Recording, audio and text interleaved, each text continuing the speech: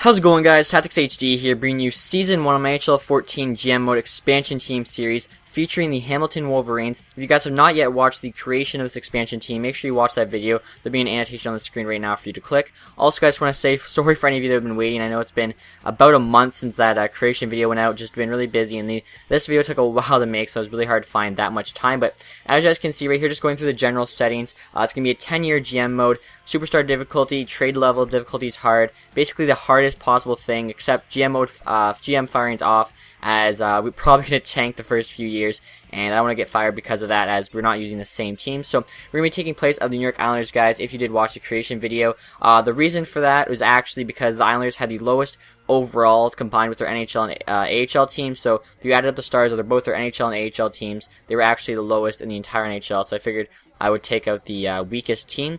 As you guys can see, we have the GM skill level at medium. We're about to switch it to hard. It's going to make it much harder for us to make trades, as it's going to be level 2 pro scout and level 1 assistant coach, I believe. So pretty hard to make trades as well, guys. As you can see, our players under contract are 23, average age of 30.6, which is really old. Top players Ian White. We have salary cap available of $64 million.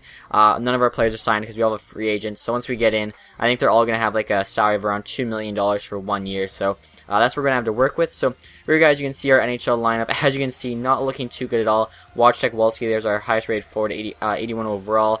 LaRose there at 78 overall is our second highest. The rest are pretty much all low 70s, high 60s. Kotelik there at 77 is not bad. Defense is a little bit better. We've got Ian White there at 84, a few high 70s, and then Marek Malik there at 71. If we need a shootout goal, he should come through in the clutch for us. Goaltenders there, DiPietro and Theodore. That's also not too bad. Here, guys, look at our AHL team. So this is a mix of the actual AHL team as well as some of the NHL guys that didn't make our lineup that we started out with.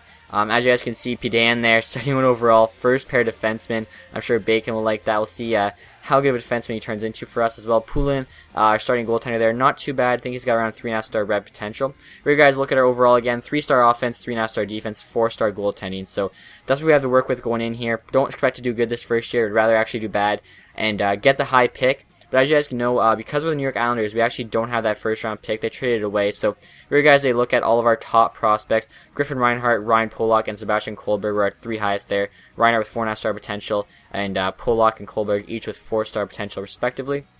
And then as you guys can see right there, like I was saying, Poulin 3.5-star red. And then right here, guys, is a look at our picks we have to work with. So as you can see, we have 2 seconds. We've got Montreal's there, 2/3 with Philly, 3/4 we have ours, Phillies, and Chicago's, a 6th and a 7th, so no 5th. So not many picks to work with, as we don't even have a first-round pick.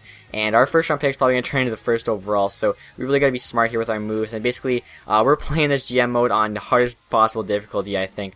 As you guys can see right there, though, we made a couple nice signings, picking up a couple prospect defensemen, each 3.5-star goal potential, as well as Wilkstrand there, also 3.5-star goal potential. So 3 pretty good prospect defensemen there for cheap. Right there, trade away a shitty prospect for a late-round pick. Doing that again, basically just clearing out roster space for better free agents to sign. As well, I know these guys are probably never going to make the team, might not even ever make the AHL team. Might as well get a late pick for them that might turn out into something. Right there, guys, we also signed Linus Omark and Thomas Kuhnhackl. Kuhnhackl I signed pretty much just because he's a Spitfire. Linus Omark, actually a pretty decent forward, especially looking at our team. Same with Cal O'Reilly, only 75 overall. When you looked at our team, though, we can't do much better. Right here, guys, just clearing up more roster space. Guys that I don't see ever even making the AHL team or even pushing for the NHL team, just trading away for a late-round pick. So basically, if they have less than 3-star red potential, they're gone. Even 3-star red potential, they might be gone. They need at least 3-star gold for me to keep them around, to hope I might be able to keep them one day. Also, guys, right there, picked up Justin Falk, 77 overall, or 75 overall defenseman, 6'5", put on waivers, huge pickup for us. And then right here, guys, making a huge trade with Philly. We're trading away a few prospects. One of them we just signed there in Levy. Pellich is also a very high-end prospect with 3.5-star green potential, and our second-round pick. We're getting back Philly's first-round pick. So this was actually the trade deadline, guys. We picked up that first-round pick there and a couple of crappy prospects. That first-round pick, though, has huge value, as at the time they were second last in the NHL, so I was hoping we could trade for that. If they win the lottery, we'll actually still get that first-round pick back. Also, guys, right here, making another huge package deal with Detroit, trading away Ian White, top player on our team, but we're not doing good this year, so no reason to keep him around. Trading him with Curtis Foster, older defenseman, a couple third round picks there and a 7th for Anthony Mantha, really good prospect, 72 overall right wing power forward, 4.5-star goal potential with a Aubrey who's a decent prospect. So I think Mantha would just be a huge addition for our team. Also, being a Detroit fan, I wouldn't mind adding Mantha to our team. So if we can add Mantha here with that first pick, I think we can definitely just already start turning this team around already in the first year, and as you guys can see, Detroit did indeed accept that. And right here, guys, making another package deal at the deadline, trading Wojciech Wolski again. He's our best player now that White's left, but we're not doing good this year. No reason to keep him around, especially him being a pending UFA with a few decent prospects. I think they're all like 2.5-star red to 3-star red potential for Florida's first-round pick and Mato. Mato's not that great, and their first-round picks, late first-round pick, Florida's actually doing pretty good. More or less, they just wanted Wolski. So as you guys can see at the end of the year here, 82 games played, 28 wins, 51 losses, 59 points. So we finished last in the NHL, 36% winning percentage, not that great. Also, unfortunately, Philly did not do as bad as I'd hoped. They ended up finishing 22nd, so their pick will be a 9th overall pick opposed to a 1st or a 2nd, which means probably, unless we trade in, cannot get Ekblad or Sam Reinhart. Now here, guys, at the end of the NHL season, you guys can see our scoring leaders. Chad LaRose was our scoring leader with 42 points, 78 games. I find that hilarious. Chad LaRose for being our scoring leader. If we didn't trade Wojciech Wolski away, I'm pretty sure it would have been him, but because we did, Chad LaRose led our team in points. So pretty funny, but I mean, we're an expansion team. Really, no point for the kids to play. Might as well keep them in the AHL, the juniors. They'll gain a lot more potential, and it'll be better for us in the long run. Bidan there, 35 points, 73 games. Not too bad at all for a defenseman. AHL team, unfortunately, did not make the playoffs either. I think they finished just outside. I think they finished like 10th in the East or whatever, so a couple spots out of an AHL playoff spot. As you guys can see, Stanley Cup winner there, LA Kings, Calder Cup champions, Oklahoma City Barons.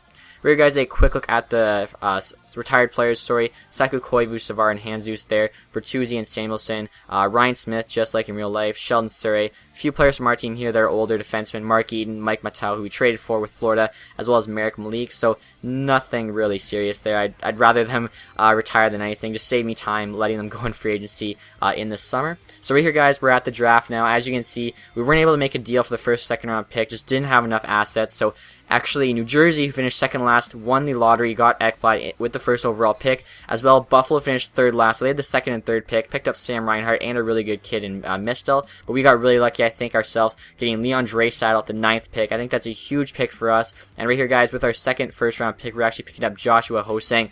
He's from Windsor Spitfire, so obviously I was wanting him, and I think that's a huge pick for us. And we actually got even luckier, guys, as you're about to see. With the first pick in the second round, we actually were able to pick up Sam Bennett. He really dropped in this draft for whatever reason, and I was really worried when I picked up him or Hosang.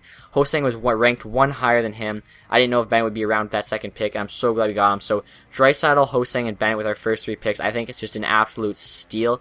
Unfortunately, I really wanted Spencer Watson. We traded away both of our third-round picks. He went first overall in the third round, so I'm hoping we can make a deal with Detroit to get him back. Also, guys, we did pretty good in the later rounds. You guys will see we had a few 4ths and a few 5ths. I think we did pretty good. Most of the players, I think, weren't any higher than 2-star green potential that I could see. But we actually did get Connor Rankin there beginning of the 5th round. He actually turned out to be a pretty good late pick. I think he has 3-star goal potential. And as you guys can see right here, all of our draft picks. Sam Bennett there, 71 overall, 18 years old, 4-star gold potential. Rankin, like I was talking about, 3-star gold, pretty good for a 5th round pick. Hosang there, 69 overall, 4-star gold potential. Rupert there was like a 4th, I think, a decent pick.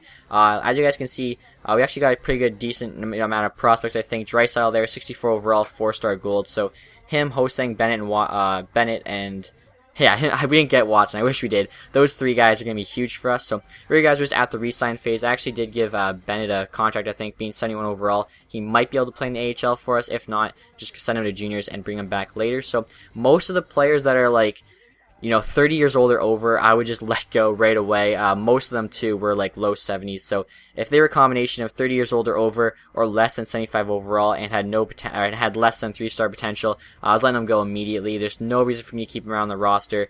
They're old, they're not good, there's no potential, and I'd rather just younger guys play in the AHL, gain some potential, and hopefully eventually, fight for an NHL spot. So we are going to have a ton of roster spots going into this summer, which I think is really good. Free agency is definitely a better bet for us than building through the team, as all of our prospects are a lot younger, not really ready to make that jump, and the current NHL team is nowhere near ready. So we're basically going to be signing an entire NHL team a second time over in this summer, and I think that's a good deal, though, as there's going to be a lot better players for us to choose from. So right, guys, starting off, we actually signed Richard Bachman, 75 overall. We're looking for him to be a backup behind Pouliot in the AHL. Also, guys, right here, signed Nhl Lineup, hoping he can be a second-line right winger for us. Right here, guys, signing Mason Raymond, another Toronto player, 80 overall. That's actually huge for us. He'll probably be a second-line left winger. Sabatka here, guys, another 80 overall left winger, giving him a little over $2 million. He'll probably be third-line left wing for us.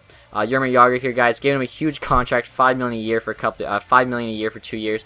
He'll be the first-line right winger for us. Hopefully, he retires at the end of those 2 years, but while he's here, he can help us out big time. Mark Fane there, adding to our defense, 81 overall. Marcel Gauck there, another guy, low 80s, around $2 million. That's basically what we're looking for. Talbot again, 81 overall, $2.5 million. Giving all these guys, a couple year contracts. I figure they're all low 80s, so they can help us compete. All 2 year contracts. So by the time their contracts run up, hopefully our kids are ready to come in and play for us. Also, guys, got Peckham there for 78 overall. 3.5-star goal potential, actually, so I was surprised by that. Also picked up Corey Emerton, and right here picking up Colton Gillies. So picking up a lot of guys that can hopefully just fill out the depth roles, third and fourth lines. Goldbuff here, 3-star gold. Our prospects aren't that great, so 3-star goal potential, mid-70s. That's worth signing in my book, at least. A lot better than some of the guys we had on our depth. So like I was saying, I released a bunch of guys. We had room to just sign anyone we thought could get better. Greiba there, 77 overall, 3-star red, not a bad signing. And right here, guys, we're actually signing Devin Dubnyk, 80 overall, looking for him to back up DiPietro. Theodore was getting so old, I just let him go. So right here, guys, again, making roster space, trade away a really bad depth AHL player for a 5th-round pick, I think. Right there, trying Clayton Stoner. 79 overall, paid him $2 million. I overpaid for him. We have so much cap room, and he'll help our defense. Again, guys, trading away AHL player for a late-round pick, just opening up roster space and giving me room to work with in trades, as well as signing players. And then right here, guys, when cut Spencer Watson back, you guys probably might have seen that coming. I was pretty pissed we didn't get him. Trade Corey Emerton, who we actually just signed, and a 2nd-round pick, so might have overpaid for him, since we could have just not given Detroit our 3rd-round pick in that draft, gave him like a later 3rd, but made up for the mistake there, got him back. Spencer Watson's going to be huge for us. Him and Sam Bennett maybe eventually play on the same line would be sick. So, regardless, they look at the awards, and unfortunately, obviously, we weren't in any of the awards. LA Kings there, of course, with the Stanley Cup, and then the AHL awards here. Richard Bachman actually won one of the awards, goalie awards, which is good to see. So we picked him up. Hopefully, he can play good for us. And I don't think any players on our team got any of the other awards. So, here, guys, going to this year, you can see our roster is massively improved. Jagr there at 84, a lot of low 80s and high 70s. Also, guys, Peckham there, 84 overall, made a huge jump over the summer. Same with Greiba, went to 82 overall. He also made a huge jump over the summer. So a couple of things to look forward to, I think. Our team's looking really well. We got Mantha there in the AHL team. Hopefully he can do really well for us. And a lot of other, players who can hopefully step up. As you can see, like O'Reilly there, a bunch of other guys were on the NHL team last year, now on the AHL team. So I think that just shows we're getting a lot better. Right here, guys, you can see our team overall is 4-star offense, 4.5-star defense, 4-star goaltending. So we actually gained 1-star offense and 1-star defense over the course of a year. So I think we're doing pretty good. We were really stacked on prospects. Definitely better than we were at the start of the year. So hope you guys enjoyed this video. If you did, please leave a like, guys. I think this is probably the hardest GM mode ever done. So if you guys could share this video around, it would really mean the most. It'd mean awesome. It'd be awesome to me, or anyways. And anyway, guys, kind of started there. Hope you guys enjoyed the video. Thanks for watching. Have a nice day. Goodbye.